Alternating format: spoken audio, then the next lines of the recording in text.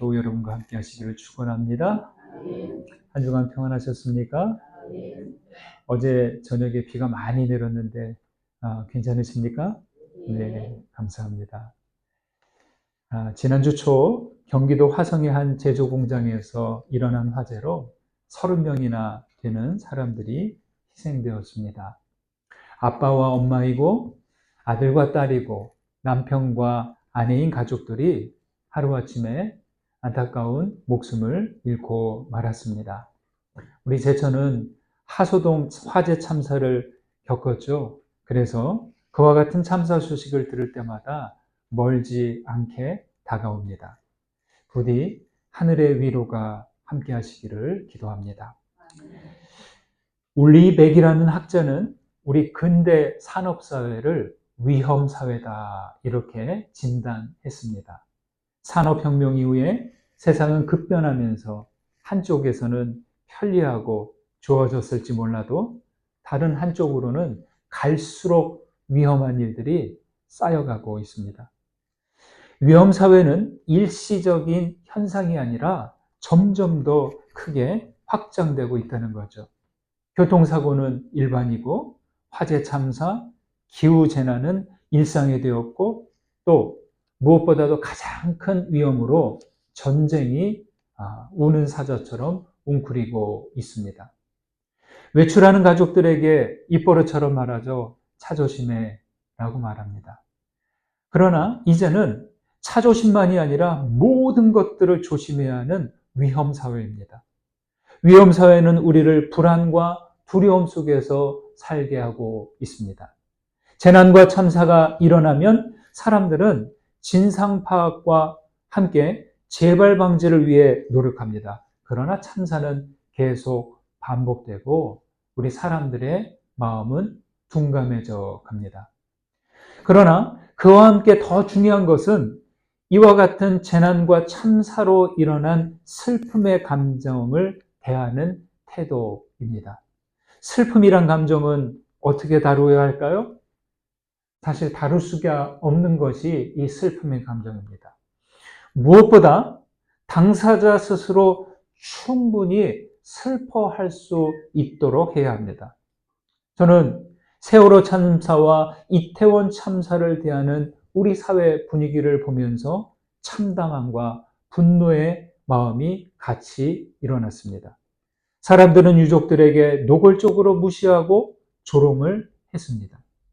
성경은 즐거워하는 자들과 즐거워하고 우는 자들과 함께 울라고 했는데 같이 울어주지는 못하더라도 슬퍼하는 사람들, 슬픔을 당한 사람들의 마음을 찢는 언행을 서슴없이 행합니다. 저는 슬퍼할 줄 모르는 차가운 가슴을 가진 사람들, 마음이 돌처럼 굳어진 우리 사회가 무섭다 하는 생각이 들곤 합니다. 슬퍼하는 이들과 같이 슬퍼하지 못하고 애통하는 자들과 같이 공감하지 못할 때 그 슬픔은 증오와 저주가 되어 쌓이고 우리 세상은 언제 폭발할지 모르는 더 위험한 사회가 되어갑니다.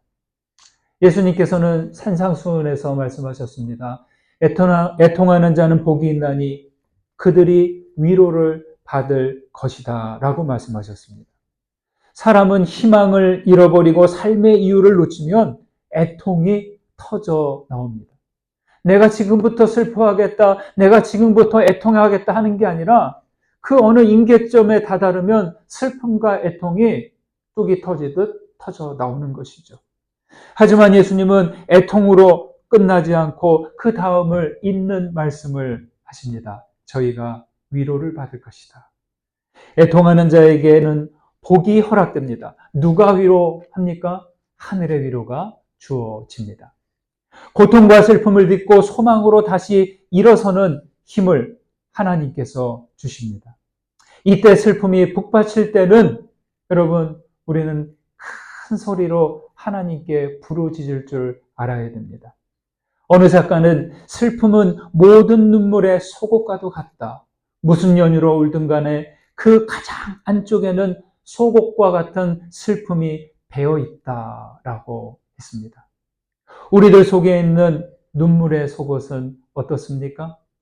자신의 슬픔이든 다른 사람들의 슬픔이든 울어야 할 때 울고 슬픔을 망각하지 않아야 하겠습니다. 여러분 가까이에 슬퍼하고 애통해야 하는 이웃들이 있습니까? 우는 자들과 함께 울어주고 하늘의 위로를 전하시는 그리스도의 사람들이 되시기를 간절히 소망합니다.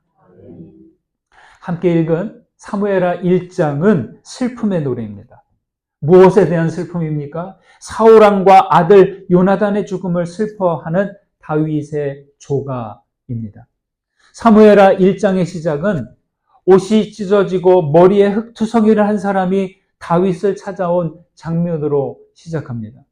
그 사람은 이스라엘 진영의 사람으로 블레셋의 싸움에서 패하고 사울과 요나단의 죽음을 알리기 위해 다윗을 찾아온 사람입니다.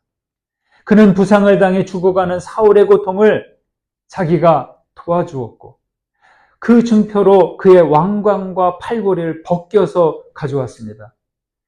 그러나 사실 사울은 그렇게 죽지 않고 어떻게 죽었나요? 자기의 칼에 엎드러져 죽었죠. 그 사람이 이렇게 다윗에게 거짓으로 사울의 죽음을 알리는 이유는 왜일까요? 사울은 다윗의 정적이지 않습니까?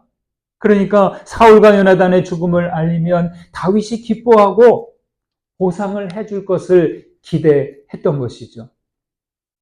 여러분, 세상이 이렇게 비정합니다. 자기 이익을 위해서 비정한 일도 마다하지 않습니다.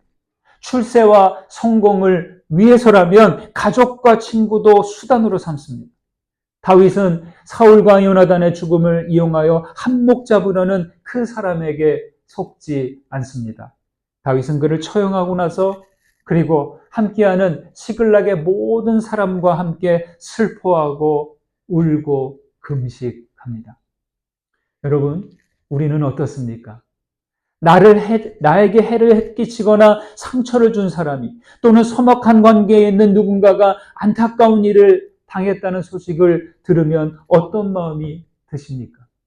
비록 불의한 사람이 재난을 당했을지라도 우리는 결코 불쌍한 마음을 잃지 않아야 할 것입니다.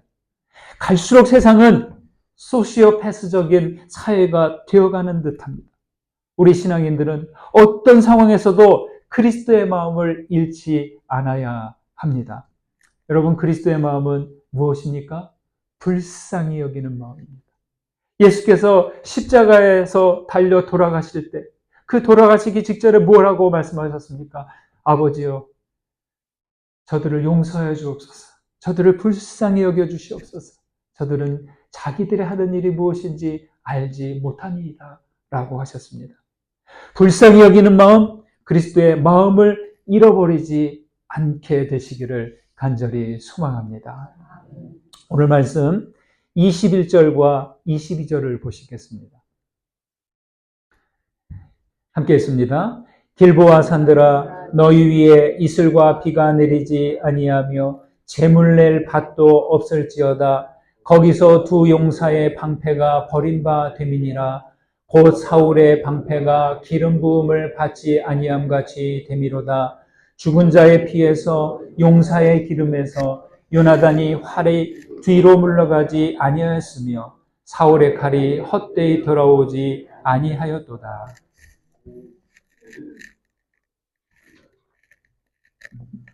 사울과 요나단을 위한 조가의 제목을 활의 노래라고 붙였습니다. 사울보다 요나단과의 관계에서 이 활의 노래라고 붙인 것 같습니다. 이 조가는 형식적이지 않고 다윗의 슬픔이 절절하게 묻어 있습니다. 이처럼 다윗이 슬퍼하는 이유는 사울보다 요나단과의 관계 때문이겠죠. 그러나 여러분, 요나단은 어떻습니까?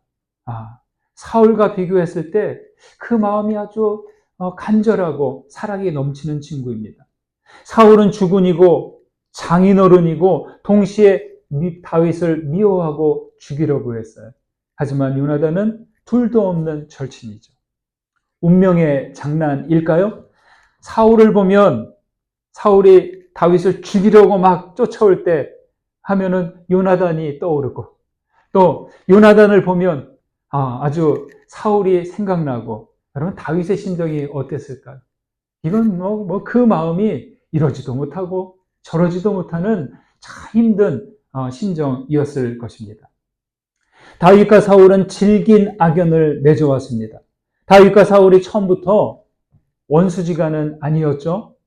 다윗은 블레셋과의 싸움에서 나가서 골리앗을 쓰러뜨리고 개선장군이 되었습니다. 그때 다윗이 아니었다면 누가 나가야 돼요?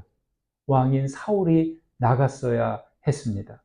또 다윗은 사울이 병들었을 때 음악을 연주해 주기도 했습니다. 그러나 사울의 열등감과 왕위를 다윗에게 빼앗긴다는 두려움 때문에 사울은 다윗을 그때부터 없애버리겠다, 죽여야겠다라는 마음을 품게 됩니다.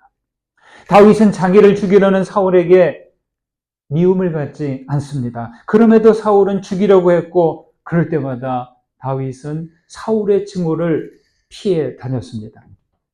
어째서 다윗은 자기를 죽이려는 사람을 향해 미움을, 증오를 드러내지 않았을까요? 하나는 사울이 하나님의 기름 부음을 받은 왕이기 때문이었습니다. 또 한 가지는 요나단과의 우정과 사랑 때문이었습니다. 여러분, 인간적인 차원에서 보면 사울은 왕의 자질이 부족하고 쉽게 감정에 휘둘리는 불안한 지도자입니다. 다윗은 하나님이 정하신 왕권을 인간이 변경할 수 없음을 인정하고 사울의 심판은 하나님께 있다, 하나님께 내어 맡겼습니다. 다시 말해 하나님께서 기름 부음으로 세운 왕을 증오와 복수라는 감정으로 없애지 못한다라고 생각한 것이죠.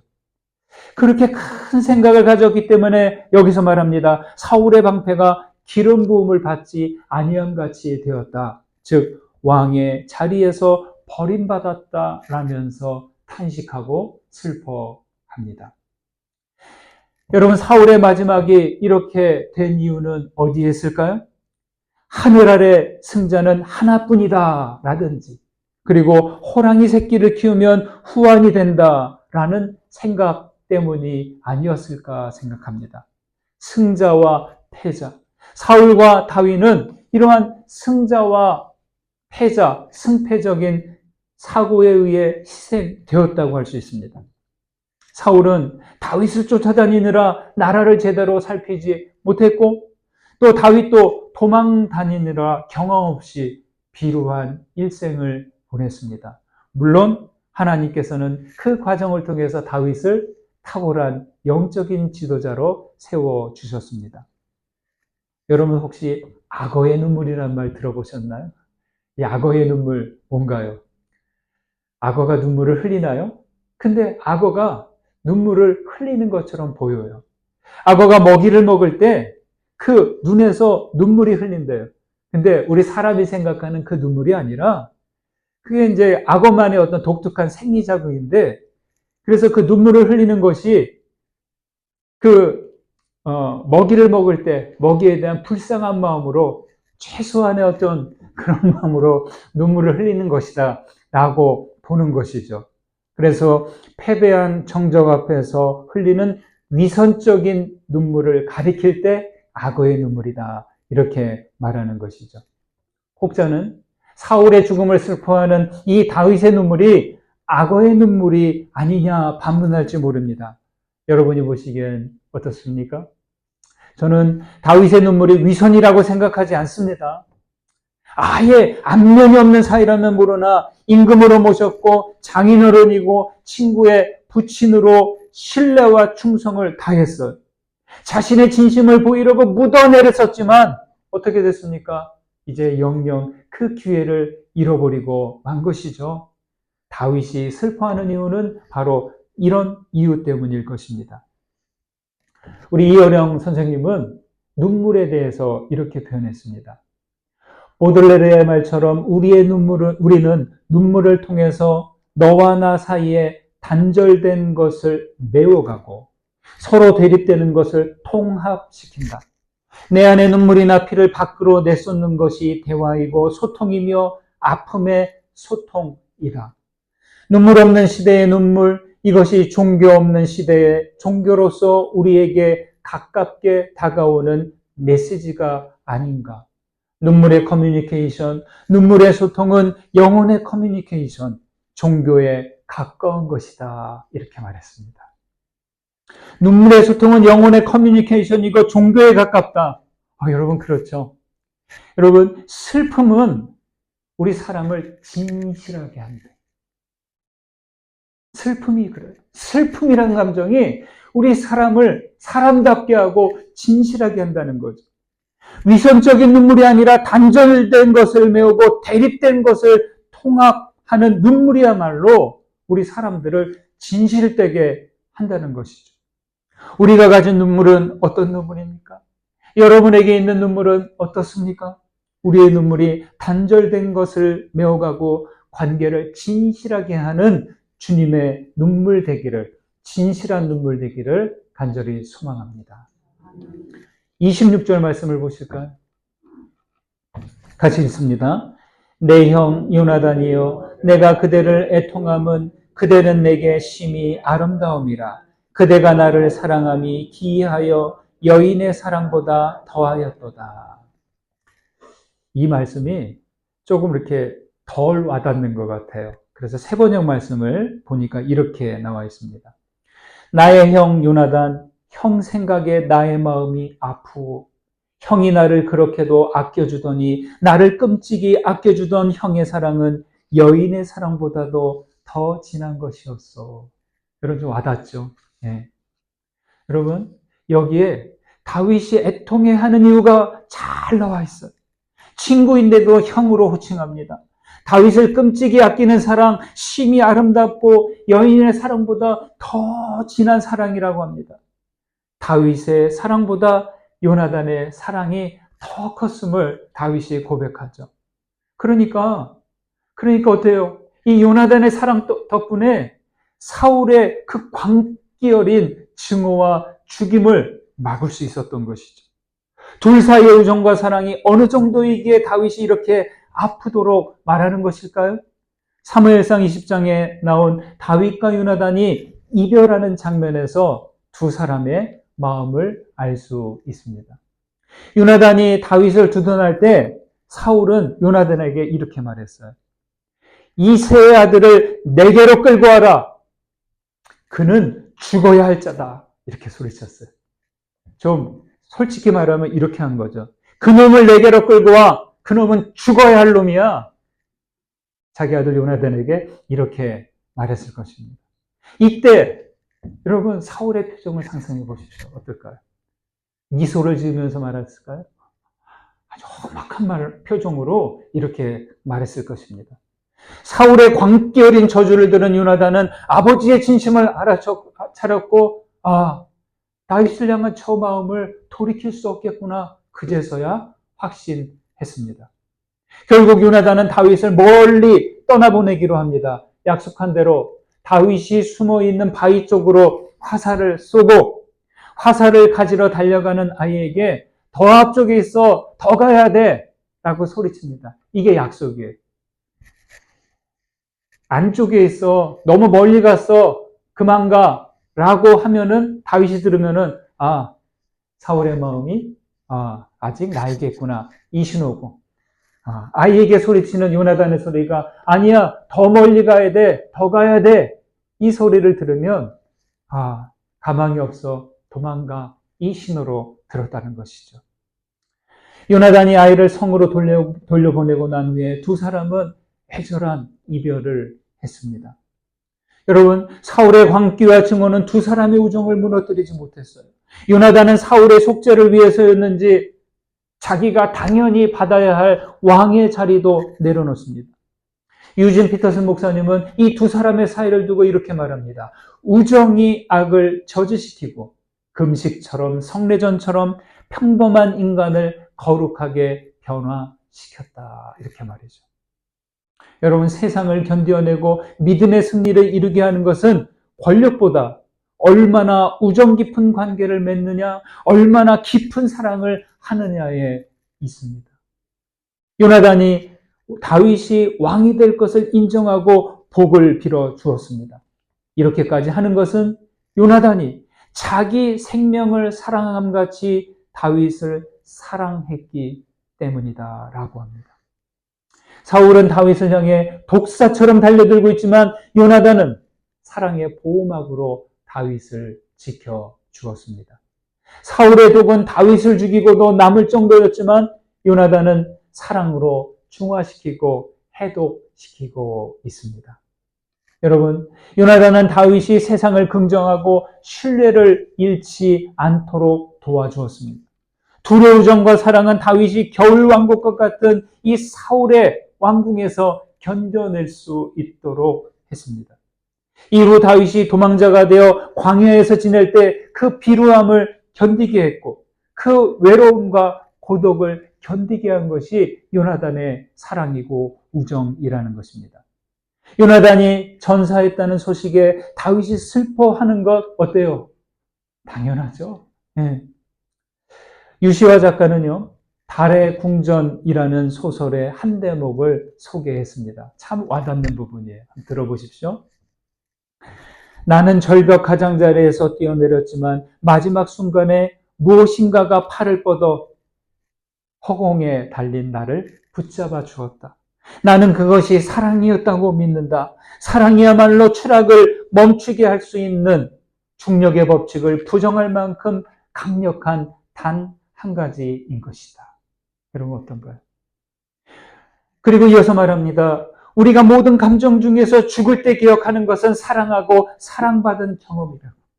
우리가 사랑을 잊지 못하는 것은 절벽에서 떨어지는 것 같은 그때 누군가 팔을 뻗어서 우리를 붙잡아서 그 추락을 멈추게 해 주었기 때문이라는 것이죠. 여러분, 그래서 사랑은 불확실하게 존재하다가 사랑받음으로써 우리를 비로소 확실한 존재로 인정받게 한다는 거예요. 여러분 동의하십니까? 저는 동의합니다. 공감합니다. 저의 인생 여정도 돌아보면 너무나 불확실했어요. 내가 누구인지 잘 모르겠어요. 왜 살아야 하나? 이렇게 살아야 하나? 그런 고민과 낙심과 절망 속에서, 어둠 속에서 지냈습니다. 어떨 때는 지금 이야기에서처럼 끝이 없이 계속 추락하는 것 같은 그런 심정이었을 때가 한두 번이 아니었죠. 그러나 나를 사랑해 주신 분들이 있었기 때문에, 그리고 누구보다 하나님과 예수 그리스도의 사랑이 있었기 때문에 불확실하지만 나는 확실한 존재로 인정받을 수 있었다는 것이죠. 요나단은 다윗이 추락할 때 사랑으로 붙잡아 주었고 사랑함으로 다윗을 인정해 준 친구였습니다. 그런 친구 요나단의 부고를 들었으니 다윗이 애통해하는 이유는 당연한 것이죠. 세상은 우리의 눈물을 마르게 하고 애통해하는 가슴을 굳어지게 합니다. 하지만 여러분은 다윗처럼 이웃의 슬픔에 불쌍히 여기는 마음으로 다가가시고 요나단처럼 사랑으로 낙심한 이들을 붙잡아주는 주님의 위로자 되시기를 주님의 이름으로 축원합니다. 받은 은혜 생각하면서 거듭의 기도 드리시겠습니다.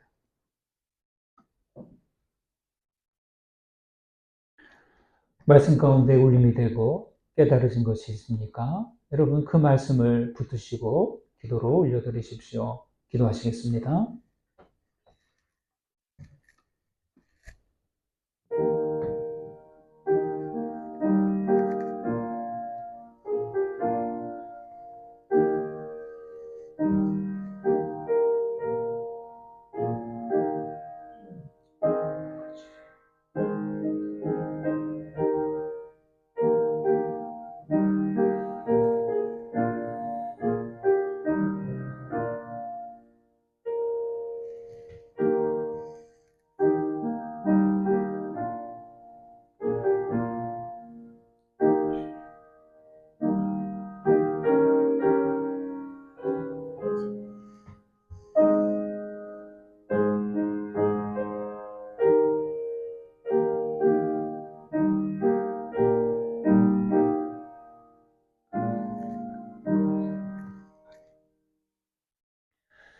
하나님, 우리 세상은 슬픔과 애통이 그치지 않고 있습니다.